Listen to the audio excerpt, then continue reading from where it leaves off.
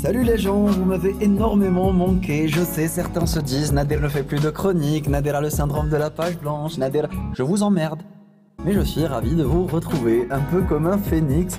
Je renais de mes cendres la plume en feu pour vous parler cette fois-ci d'un endroit où j'y vais presque jamais. Là même, où la blablaterie mondaine des bobos fils à papa et bimbo maquillés à gogo s'entremêlent à l'odeur du cancer des poumons. Oui, car c'est dans cet épais brouillard et assourdissant brouhaha où je fus traîné presque de force hors de ma classe sociale pour me foutre sur un sofa assez confortable. En fait, je fais partie de ceux qui boivent un café bien serré à 20 dinars que tu demandes avec le fameux geste bien serré, au point où tu as l'impression de boire du pétrole, ce qui a tendance à te donner envie de chier si fort après de gorger que tu as l'impression d'accoucher. C'est vous dire que j'ai avalé de travers ma caféine à 400 dinars, de laquelle s'abreuve et s'enivre cette jeunesse à l'air aisé, gavée du regard accusateur de ceux qui mettent des frites dans leur pizza et claustrophobe à cause de l'esprit étroit de la société. Vivant heureux, vivant cachés, dans les salons de thé.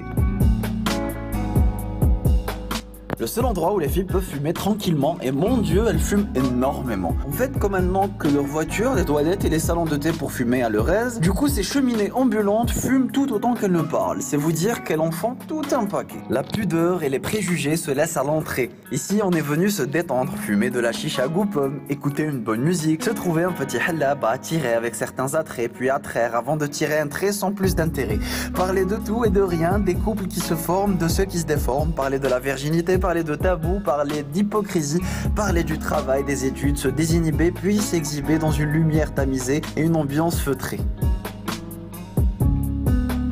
À défaut d'avoir de vrais loisirs par manque de structure dédiée à cet effet certainement ou de centres d'intérêt simplement, les salons de thé, chicha, lounge et autres trous à intimité collective bourgeonnent comme les décolletés culottés de certaines et seront bientôt plus nombreux que les fast-foods, les bureaux tabac et les voitures blanches. Sur ce, vive la grande teta, à bon entendeur, à la prochaine.